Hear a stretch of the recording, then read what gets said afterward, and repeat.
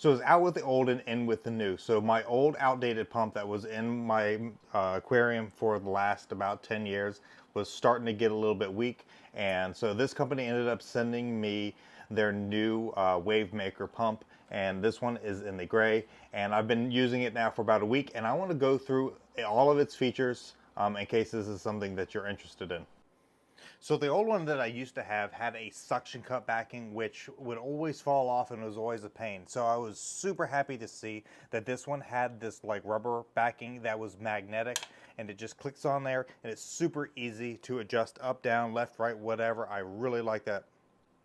And then once you got it where you want it to be, you'll notice that over here, the holes are kind of large. And if you've got little fish, you don't want them getting stuck in there. And I've got plants, and I don't want the plants to get stuck in there. So it comes with this little mesh piece that goes on the outside, which is going to be like a little filter that is going to make it so the fish and the plants don't get sucked up into the propeller. Now let's get to the business side of this. So this is the controller, and you can either put a screw and mount it up somewhere, and in this case I just used the double-sided sticky tape that it has. That way I could mount it to my sump box. So on the actual controller itself, it's got a light sensor. That way at nighttime you can program it to where it shuts itself off when it gets dark. So it's going to come in here, that light sensor is going to pick up, and it's going to shut off. That way the fish can get some rest. And then right here is the mode section, and the mode section is going to basically have 6 different programs for different types of waves. M1 is going to be just a consistent flat out rate where it's just the same all the time, and then M2 is going to be like a wave pattern, and then you can change the frequency of the waves and how often they come up and down, stuff like that. But I'm just going to keep it on for M1, and that's what I've had it on for now. The frequency hertz, that is going to be how your waves. And then the FL and the light. So this button here is going to be the strength. So FL1, this is the weakest. Mine is a 90-gallon tank, and this does up to a 200-gallon tank.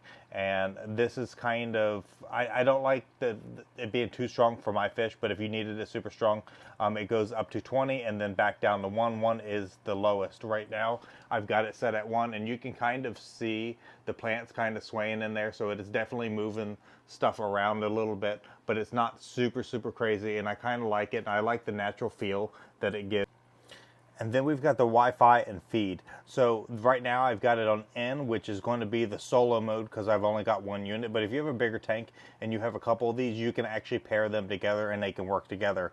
Now the feed, where I can hold this down for 3 seconds, it's going to shut this thing down for 10 minutes. That way I can feed the fish without having the food go absolutely everywhere.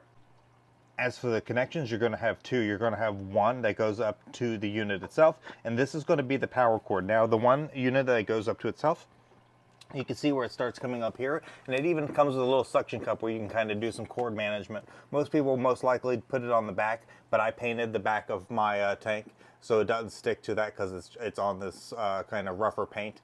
But I like that I could just kind of stick it up on here and kind of do a little bit of cord management later on. All in all, it has been a huge upgrade from what I used to have, and I really like it so far. I think they like it too.